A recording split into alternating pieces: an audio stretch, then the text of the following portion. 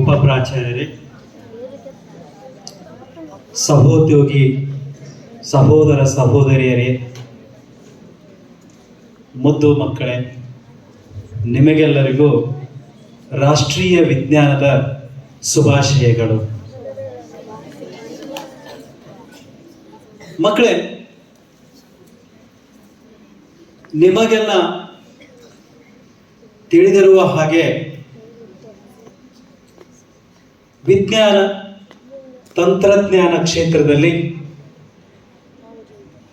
ಸಾಕಷ್ಟು ಆವಿಷ್ಕಾರಗಳನ್ನು ನಾವು ನೋಡ್ತಾ ಇದ್ದೀವಿ. ಈ ಒಂದು ವಿಜ್ಞಾನ ತಂತ್ರಜ್ಞಾನ ಕ್ಷೇತ್ರವನ್ನು ಅಭಿವೃದ್ಧಿಪಡಿಸಲು ಯುವಕರ ಪಾತ್ರ ಬಹಳ ಮುಖ್ಯವಾಗಿದೆ.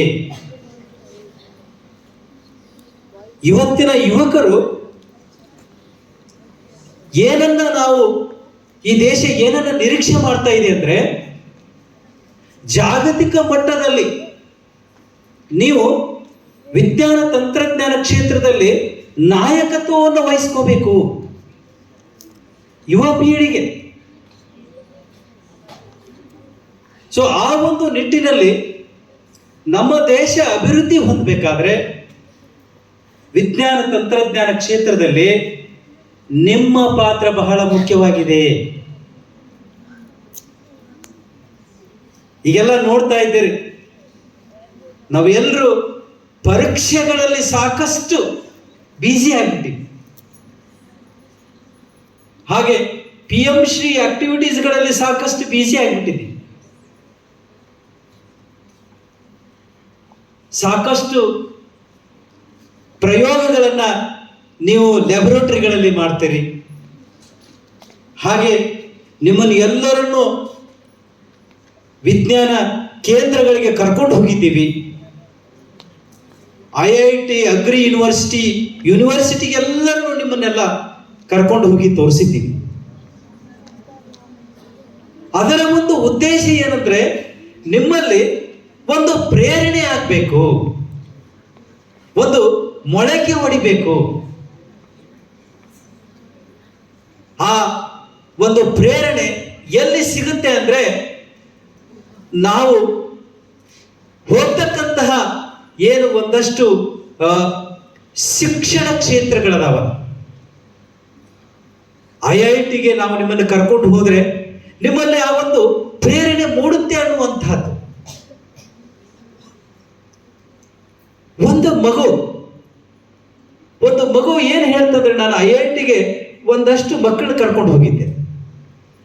ಒಂದು ಮಗು ಹೇಳ್ತು, IIT ವಿಸಿಟ್ ಮುಗಿಸ್ಕೊಂಡು ಬಂದ ಮೇಲೆ ಆ ಮಗು ಹೇಳ್ತು, ಸರ್ ನೀವು ನಮ್ಮನ್ನು IIT ಕರ್ಕೊಂಡು ಹೋಗ್ಬೇಕು ಅಂತ ಹೇಳ್ತು. ಆಯ್ತಮ್ಮ, ಕರ್ಕೊಂಡು ಹೋಗ್ತೀನಿ, ನಿಮ್ಮದು ನೆಕ್ಸ್ಟ್. ಮುಂದುವರೆದು ಆ ಮಗು ಹೇಳ್ತು, ಸರ್ ನೀವು IIT ಕರ್ಕೊಂಡು ಹೋಗಿದ್ರಲ್ಲ, ಅಲ್ಲಿ ಏನು ನೀವು ಆ ಮಕ್ಕಳಿಗೆ ಗೋಬಿ ಮಂಚೂರಿ ತಿನ್ನಿಸಿದ್ರಲ್ಲ, ಅದೇ ನಮಗೆ ನೀವು ತಿನ್ನಿಸ್ಬೇಕು ಅಂತ ಕೇಳ್ತು.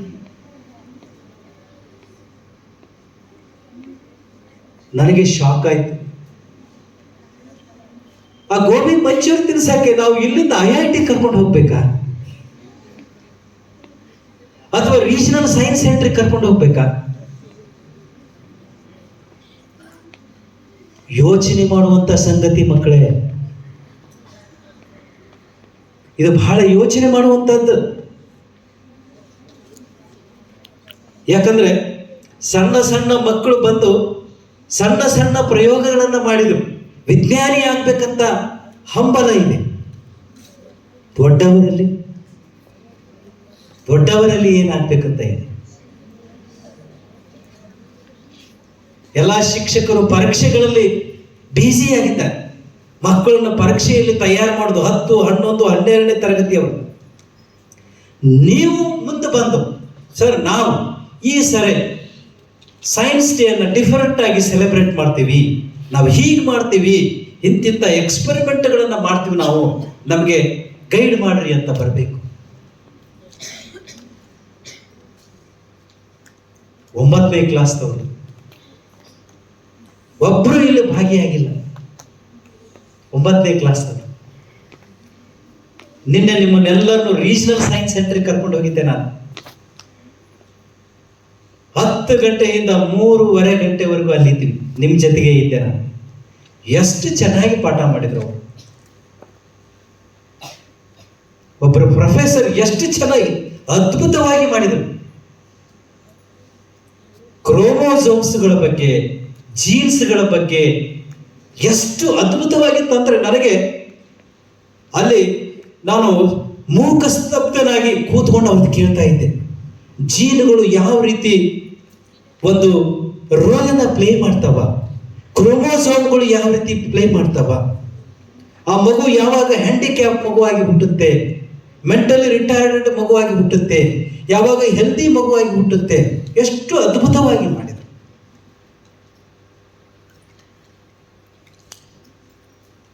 ಆದರೆ ಅದನ್ನು ಎಷ್ಟರ ಮಟ್ಟಿಗೆ ನೀವು ಪ್ರಯೋಜನ ಮಾಡ್ಕೋತೀರಿ ಅದು ನಮಗೆ ಚಿಂತೆ ಆಗ್ಯದ. ಎಷ್ಟು ನಾವು ವಿಜ್ಞಾನದ ಕಾರ್ಯಕ್ರಮಗಳನ್ನು ಹಮ್ಮಿಕೊಂಡಿದ್ದೀವಿ. ನಾನು ಮಸ್ಕೇರಿ ಸರ್ ಎಷ್ಟು ಕಾರ್ಯಕ್ರಮಗಳನ್ನು ಮಾಡಿದ್ದೀವಿ ಈ ವರ್ಷ ಪೂರ್ಣ. ವಿಜ್ಞಾನ ಜ್ಯೋತಿ ಅನ್ನುವಂಥ ಇದರಲ್ಲಿ ಪ್ರೋಗ್ರಾಮ್ನಲ್ಲಿ ಎಂತೆಂಥ ಪ್ರೊಫೆಸರ್ಸ್ ಅನ್ನು ಕರ್ಕೊಂಡು ಬಂದಿದ್ದೀವಿ. ಎಷ್ಟು ಮೋಟಿವೇಟ್ ಮಾಡಿದ್ದೀವಿ ನಿಮ್ಮನ್ನ. ನಿಜವಾಗಲೂ ನೀವು ಮೋಟಿವೇಟ್ ಆಗಿದ್ದೀರಾ ಮಕ್ಕಳೇ? ಎಷ್ಟು ಹೈರಾಣಾಗಿದ್ದೀವಿ ನಾವು. ನಿಮ್ಮನ್ನ ಅಭಿವೃದ್ಧಿ ಪಡಿಸ್ಬೇಕು, ನಿಮ್ಮನ್ನ ತಿದ್ದಬೇಕು, ತೀಡಬೇಕು ಅಂತ ಎಷ್ಟು ಮಾಡ್ತಾ ಇದ್ದೀವಿ ಅಂದ್ರೆ, ನೀವು ಎಲ್ಲರೂ 12th ಕ್ಲಾಸಿಗೆ ಬಂದಾಗೆ ವಿಜ್ಞಾನ ಓದಕ್ಕೆ ಸ್ಟಾರ್ಟ್ ಮಾಡ್ತೀರಿ.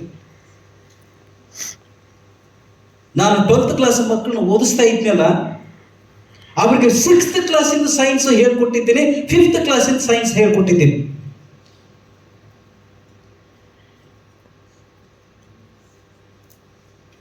ಅಂದ್ರೆ 6th ಕ್ಲಾಸಿಂದ ಹಿಡಿದು 11th ಕ್ಲಾಸ್ವರೆಗೂ ಏನು ಓದುವ ಹಾಗಿಲ್ಲ.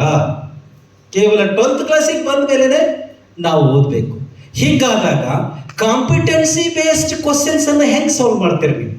ಸಾಮರ್ಥ್ಯವನ್ನು ಅಭಿವೃದ್ಧಿ ಪಡಿಸುವುದು. ಮೊನ್ನೆ ಫಿಸಿಕ್ಸ್ ಪೇಪರ್ ಇತ್ತು, ಎಷ್ಟು ಕಾಂಪಿಟೆನ್ಸಿ ಬೇಸ್ಡ್ ಕ್ವಶನ್ಸ್ ಇತ್ತು ಅಂದ್ರೆ, ಅವರು ಓದಿರ್ತಕ್ಕಂಥ NCERT ಪುಸ್ತಕದಲ್ಲಿರುವ ಒಂದು ಪ್ರಶ್ನೆನೂ ಇಲ್ಲ ಅದ್ರಾಗ. ಅವರು ಮಾಡಿರ್ತಕ್ಕಂಥ ಎಕ್ಸ್ಪೆರಿಮೆಂಟ್ ಒಂದೂ ಇಲ್ಲ ಅದರಲ್ಲಿ. ಅವರು ಡೆರಿವೇಶನ್ಗಳನ್ನು ಪ್ರಾಕ್ಟೀಸ್ ಮಾಡಿದ್ದು ಒಂದೂ ಇಲ್ಲ. ಹಾಗಾದ್ರೆ ಏನಿತ್ತು? ಓದಿದ ಜ್ಞಾನದ ಮೇಲೆ ಅದನ್ನು ಇವನು ಎಷ್ಟು ಅರ್ಥೈಸ್ಕೊಂಡಿದ್ದಾನೆ, ಬೇರೆ ಬೇರೆ ಸಮಸ್ಯೆಗಳನ್ನು ಹೆಂಗೆ ಬಿಡಿಸ್ತಾನೆ, ಇವನ ಕ್ರಿಟಿಕಲ್ ಥಿಂಕಿಂಗ್ ಹೆಂಗದ, ಪ್ರಾಬ್ಲಮ್ ಸಾಲ್ವಿಂಗ್ ಸ್ಕಿಲ್ ಹೆಂಗದ, ಇವ ನಾಲೆಜ್ ಅನ್ನು ಹೆಂಗೆ ಅಪ್ಲೈ ಮಾಡಿ ಪ್ರಾಬ್ಲಮ್ ಅನ್ನು ಸಾಲ್ವ್ ಮಾಡ್ತಾರೆ. ಕಾಂಪಿಟೆನ್ಸಿ ಬೇಸ್ಡ್ ಕ್ವಶನ್ಸ್ ನಿಮ್ಮ ಸಾಮರ್ಥ್ಯವನ್ನು ಅಭಿವೃದ್ಧಿ ಪಡಿಸ್ತಕ್ಕಂಥದ್ದು. ಬುಕ್ಕಿಶ್ ನಾಲೆಜ್ ಇಲ್ಲ. ಈಗ ಎಲ್ಲ ಹೊಸ ಹೊಸ ಪ್ರಶ್ನೆಗಳು.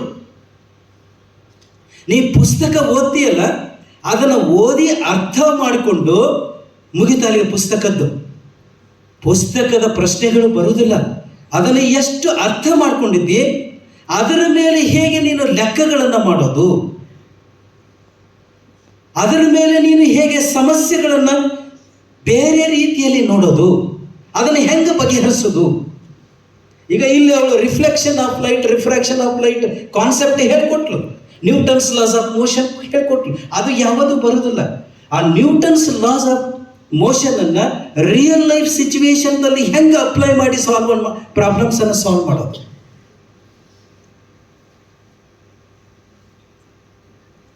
ರಿಫ್ರಾಕ್ಷನ್ ಆಫ್ ಲೈಟ್, ಕಾಯಿನ್ ನೀರೊಳಗೆ ಬಿದ್ದರೆ ಎಷ್ಟು ಎತ್ತರಕ್ಕೆ ಮೇಲೆ ಬಂತದ, ಎಷ್ಟು ಹೈಟ್ ಐತಿ, ಹೆಂಗೆ ಕಂಡು ಹಿಡಿಯೋದು. ಮಿರರ್ ಮೇಲೆ ಲೈಟ್ ಬಿತ್ತಂದ್ರೆ ರಿಫ್ಲೆಕ್ಟ್ ಆಗಿ ಹೋಗ್ತೈತಿ, ಎಷ್ಟು ದೂರದಲ್ಲಿ ಇಮೇಜ್ ಬೀಳ್ತೈತಿ, ಆಬ್ಜೆಕ್ಟ್ ಇಷ್ಟು ದೂರದಲ್ಲಿ ಇತ್ತಂದ್ರೆ. ಇಂತಹದ್ದು ಇವತ್ತು ಪರೀಕ್ಷೆಯಲ್ಲಿ ಕೇಳ್ತಕ್ಕಂಥ ಪ್ರಶ್ನೆಗಳು ಮಕ್ಕಳೇ. ಅದರಲ್ಲಿ ನೀವು ಪರಿಣಿತಿ ಹೊಂದಬೇಕು. ಕೇವಲ ಸೈನ್ಸ್ನಲ್ಲಿ ಪುಸ್ತಕದ ಜ್ಞಾನವನ್ನು ಪಡೆದ್ರೆ ಉಪಯೋಗ ಇಲ್ಲ. Laws of refraction of sound ಕೇಳಲ್ಲ, ಅದರ ಅಪ್ಲಿಕೇಶನ್ ಪಾರ್ಟ್ ಕೇಳಲ್ಲ. Internal reflection of light. Optical ಫೈಬರ್ದಲ್ಲಿ ಹೆಂಗೆ ಸಿಗ್ನಲ್ ಹೋಗುತ್ತ, ಎಷ್ಟು ಫಾಸ್ಟಾಗಿ ಹೋಗುತ್ತ, ಇಷ್ಟು ದೂರ ಆಪ್ಟಿಕಲ್ ಫೈಬರ್ ಇದ್ರೆ ಎಷ್ಟು ಸೆಕೆಂಡ್ನೊಳಗೆ ಸಿಗ್ನಲ್ ಮುಟ್ತೈತಿ, ಇಷ್ಟು ವೇಗದಲ್ಲಿ ಹೋತಂದ್ರ ಎಂತಹ ಬರ್ತೈತಿ. ಸೊ ಆ ನಿಟ್ಟಿನಲ್ಲಿ ನಿಮ್ಮ ಒಂದು ಮನಸ್ಥಿತಿಯನ್ನು ನೀವು ಸರಿ ಮಾಡ್ಕೋಬೇಕು.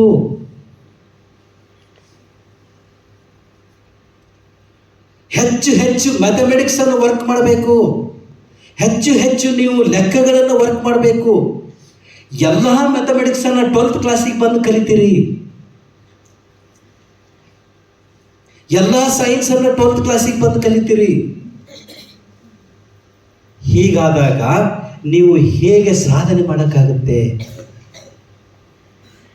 ಅದನ್ನ ಕೆಳಮಟ್ಟದ ಹಂತದಲ್ಲೇ ಅಳವಡಿಸ್ಕೋಬೇಕು. 6th ಕ್ಲಾಸ್ದಲ್ಲೇ ನೀನು ಸರಿ ಇರಬೇಕು, 6th ಕ್ಲಾಸ್ದಲ್ಲೇ ಓದಬೇಕು. ನೀನು 6th ಕ್ಲಾಸಿಂದ 12th ಕ್ಲಾಸಿಗೂ ಏನು ಓದ್ದೆ ಬಂದ್ರೆ 12th ಕ್ಲಾಸ್ದಲ್ಲಿ ಏನು ಬರೀತೀಯ? 6th ಕ್ಲಾಸ್ನಲ್ಲಿ ಶಿಕ್ಷಕರು ಹೇಳುವಾಗ ಗಮನ ಇಟ್ಟು ಕೇಳಬೇಕು. ಅದು ನಿನ್ನ ಹತ್ರ ಇಲ್ಲ. ಶಿಕ್ಷಕರು ಪಾಠ ಮಾಡುವಾಗ, ಮ್ಯಾಥಮೆಟಿಕ್ಸ್ ಟೀಚರ್ ಪಾಠ ಮಾಡುವಾಗ ನೀನು ಎಲ್ಲೆಲ್ಲೋ ಓಡಾಡ್ತಿರ್ತೀಯ, ಏನೇನೋ ಮಾಡ್ತಿರ್ತೀಯ, ಗಮನ ಇರುವುದಿಲ್ಲ, ಕಾನ್ಸಂಟ್ರೇಷನ್ ಇರುವುದಿಲ್ಲ, ಅಟೆನ್ಷನ್ ಇರುವುದಿಲ್ಲ. ಅದು ಬೇಕಾಗಿರುವುದು ಮಕ್ಕಳೇ. ಸಿ ವಿ ರಾಮಣ್ಣ ಅವರು ಕಷ್ಟಪಟ್ಟಂತ ದಿನಗಳು, ಮೇಲ್ ಬಂದಂಥದ್ದು, ದೊಡ್ಡ ಹುದ್ದೆಯನ್ನು ಸ್ವೀಕಾರ ಮಾಡಿದ್ದು, ಅದನ್ನು ಬಿಟ್ಟು ವಿಜ್ಞಾನಿಯಾಗಿದ್ದು, ಓದಬೇಕು ನೀವು, ಅದರಿಂದ ಪ್ರೇರಣೆ ಪಡಿಬೇಕು ನೀವು. ಅಂದಾಗ ಈ ಒಂದು ವಿಜ್ಞಾನ ದಿನವನ್ನು ಆಚರಣೆ ಮಾಡಲಿಕ್ಕೆ ಒಂದು ಅರ್ಥ ಬರ್ತೈತಿ. ಸುಮ್ಮನೆ ನಾಲ್ಕು ಏನೋ ಒಂದಷ್ಟು ನಾವು ಯಾವುದೋ ಒಂದು ಹೇಳಿದ್ವಿ ಅಲ್ಲಿಗೆ ಮುಗಿತಲ್ಲ. ನೀನು ಇವತ್ತು ನಿರ್ಧಾರ ಮಾಡಬೇಕು, ಈ ಸದ್ಯ ನಿರ್ಧಾರ ಮಾಡಬೇಕು. ನಾನು ಒಬ್ಬ ವಿದ್ಯಾರ್ಥಿ ಇದ್ದೀನಿ, ಸಾಕಷ್ಟು ಶ್ರಮಪಟ್ಟು ವಿಜ್ಞಾನಿ ಆಗಬೇಕು, ಸಿ ವಿ ರಾಮಣ್ಣವರಂತೆ ಆಗಬೇಕು, ನಾನು ಅಬ್ದುಲ್ ಕಲಾಂ ಅವರಂತೆ ಆಗಬೇಕು, ನಾನು ಹರಗೋವಿಂದ ಖೋರಾಣವರ ಬಗ್ಗೆ ಆಗಬೇಕು, ಅವರಂಗೆ ಆಗಬೇಕು. ಹೀಗೆ ನಾನು ಮೇಡಮ್ ಕ್ಯೂರಿ ಹೆಂಗೆ ಆಗಬೇಕು. ಎಂಥವು ನಿಮ್ಮ ಹತ್ರ ಇರಬೇಕು, ಅದನ್ನು ಬೆಳೆಸ್ಕೋಬೇಕು. ಇಲ್ಲ ಅಂದ್ರೆ ನಾವು ಎಷ್ಟು ಪ್ರೊಫೆಸರ್ಸ್, ಒಬ್ಬರು ಪ್ರೊಫೆಸರ್ ಬಂದಿದ್ರು ಚಂದ್ರಶೇಖರ್ ಅಂತೇಳಿ, ನ್ಯಾನೋ ಟೆಕ್ನಾಲಜಿ ಬಗ್ಗೆ ಅದ್ಭುತವಾಗಿ ಹೇಳ್ಕೊಟ್ರು. ನ್ಯಾನೋ ಟೆಕ್ನಾಲಜಿ ಹೆಂಗೈತಿ ಅಂತೆ. ಒಬ್ಬರು ಇಸ್ರೋದಿಂದ ಬಂದಿದ್ರು ವಿಜ್ಞಾನಿ, ಸಣ್ಣ ಸಣ್ಣ ಪ್ರಶ್ನೆಗಳನ್ನು ಕೇಳಿದರು. ನಮಗೆ ಯಾರಿಗೂ ಉತ್ತರ ಹೇಳಕ್ ಬರಲಿಲ್ಲ. ಸಣ್ಣ ಸಣ್ಣ ಪ್ರಶ್ನೆಗಳು. ರಾಕೆಟನ್ನು ಹೆಂಗೆ ಹಾರಿಸ್ಬೇಕು, ರಾಕೆಟನ್ನು ಹೆಂಗೆ ತಯಾರು ಮಾಡಬೇಕು, ರಾಕೆಟ್ ಯಾವ ಒಂದು ತತ್ವದ ಮೇಲೆ ವರ್ಕ್ ಆಗುತ್ತೆ. ಮಕ್ಕಳೇ, ಶಿಕ್ಷಣ ಸಂಸ್ಥೆ ಅಂದ್ರೆ ಪ್ರತಿದಿನನೂ ಶಿಕ್ಷಣ ಕಲಿದಿರ್ತೈತಿ, ಕೇವಲ ಪರೀಕ್ಷೆ ದಿನಗಳಲ್ಲ. ಸೊ ಆ ನಿಟ್ಟಿನಲ್ಲಿ ನೀವು ಈ ಸದ್ಯ ರಿಕ್ವೈರ್ಮೆಂಟ್ ಏನದ ಅಂತಂದ್ರೆ, ಈ ಸದ್ಯ ವಿದ್ಯಾರ್ಥಿ ಏನನ್ನ ಬೆಳೆಸ್ಕೋಬೇಕಂತಂದ್ರೆ ಕಾಂಪಿಟೆನ್ಸಿ ಬೇಸ್ಡ್ ಕ್ವಶನ್ಸ್ ಅನ್ನ ಹೆಂಗೆ ಸಾಲ್ವ್ ಮಾಡಬೇಕು, ನಿಮ್ಮ ಸಾಮರ್ಥ್ಯವನ್ನು ಅಭಿವೃದ್ಧಿ ಪಡಿಸ್ಕೋಬೇಕು, ನಿಮ್ಮ ಪೊಟೆನ್ಷಿಯಲ್ ಏನೈತಲ್ಲ ಒಳಗೆ ಅದನ್ನ ಡಿಸ್ಕವರಿ ಮಾಡ್ಕೋಬೇಕು, ಅದನ್ನು ಹೊರಗೆ ತರಬೇಕು. ಸೊ ಆ ಒಂದು ನಿಟ್ಟಿನಲ್ಲಿ ನೀವೆಲ್ಲರೂ ಮಾಡ್ರಿ, ನೀವು ಮಾಡ್ತೀರಂತ ಹೇಳಿ ಆಶಿಸ್ತಾ ಈ ಒಂದು ನ್ಯಾಷನಲ್ ಸೈನ್ಸ್ ಡೇ ದಿನ ನಾವು ನಿಜವಾಗ್ಲೂ ಇದಕ್ಕೆ ಅರ್ಥ ಬರಬೇಕಂದ್ರೆ ನೀವು ಇವತ್ತಿನಿಂದ, ಈ ಸದ್ಯದಿಂದ ವಿಜ್ಞಾನದಲ್ಲಿ ಆಸಕ್ತಿಯನ್ನು ಬೆಳೆಸ್ಕೋಬೇಕು, ವಿಜ್ಞಾನವನ್ನು ಹೆಚ್ಚು ಹೆಚ್ಚು ಅಭ್ಯಾಸ ಮಾಡಬೇಕು, ವಿಜ್ಞಾನದ ಉಪಯೋಗಗಳ ಬಗ್ಗೆ ತಿಳ್ಕೋಬೇಕು, ನಮ್ಮ ನಿತ್ಯ ಜೀವನದಲ್ಲಿ ವಿಜ್ಞಾನದ ಉಪಯೋಗಗಳು ಏನು ಅನ್ನೋದ್ರ ಬಗ್ಗೆ ತಿಳ್ಕೋಬೇಕು. ವಿಜ್ಞಾನವನ್ನ ಅದು ಸಕಾರಾತ್ಮಕವಾಗಿ ಉಪಯೋಗಿಸ್ಬೇಕು, ಕನ್ಸ್ಟ್ರಕ್ಟಿವ್ ಪರ್ಪಸ್ ಯೂಸ್ ಮಾಡ್ಕೋಬೇಕು, ಡಿಸ್ಟ್ರಕ್ಟಿವ್ ಪರ್ಪಸ್ ಯೂಸ್ ಮಾಡಬಾರ್ದು. ಸೊ ಆ ಒಂದು ನಿಟ್ಟಿನಲ್ಲಿ ನನ್ನ ಒಂದು ಸಂದೇಶ ಏನಪ್ಪಾ ಅಂತಂದ್ರೆ, ನೀವು ವಿಜ್ಞಾನದಂತಹ, ಗಣಿತದಂತಹ ಕ್ಲಿಷ್ಟಕರವಾದಂತಹ ವಿಷಯಗಳನ್ನು ಹೆಚ್ಚು ಹೆಚ್ಚು ಅಭ್ಯಾಸ ಮಾಡಬೇಕು. ಅದರ ಬಗ್ಗೆ ಆಸಕ್ತಿಯನ್ನು ವಹಿಸಬೇಕು. ಅದನ್ನು ಹೆಚ್ಚು ಹೆಚ್ಚು ತಿಳ್ಕೋಬೇಕು. ನೀವು ಹೆಚ್ಚು ಹೆಚ್ಚು ನಿಮ್ಮ ಕೌಶಲ್ಯಗಳನ್ನು ಬಳಸ್ಕೋಬೇಕು. ಕ್ರಿಟಿಕಲ್ ಥಿಂಕಿಂಗ್, ಪ್ರಾಬ್ಲಮ್ ಸಾಲ್ವಿಂಗ್, ಇಂತಹ ಕೌಶಲ್ಯಗಳನ್ನು ಹೆಚ್ಚು ಹೆಚ್ಚು ಅಭಿವೃದ್ಧಿ ಪಡಿಸ್ಕೊಳ್ತೀರಿ ಅಂತ ಹೇಳ್ತಾ ನನ್ನ 2 ಮಾತುಗಳನ್ನು ಮುಗಿಸುತ್ತೇನೆ. ಕೇಳಿದವರಿಗೆಲ್ಲರಿಗೂ ಧನ್ಯವಾದಗಳು.